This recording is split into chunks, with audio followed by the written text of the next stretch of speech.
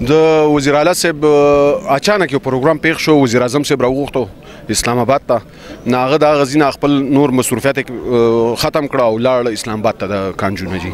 دا خو جی کم مسافر یا خلک راځي د بهر نه د نورو علاقو نه د خپل د علاج په غرض د تاریخ په دغه باندې یا د مزدورۍ په دغه کې نه هغو دپاره یو سهولت جوړ کړی دی. انشاءالله تعالی دا به غټو منګه. دا خو اوس په ډېر په وزیر اعلی صاحب شکریا ادا کوو چې هغه په سوات کې دا پروګرام وکړو، په منګوره کې وکړو. نو دا به انشاءالله تعالی موږ پیلوم، دا به غټوم دا شته او کوشش کوو چې نورو ضلعو کې موږ دا جوړ کړو. وزیر اعلی صاحب راغلی نن خصوصي د ایرپورټ لپاره، په هغه ته په ایرپورټ کې بریفینګ میلاو شي انشاءالله تعالی ډېر زر به دغه وشي.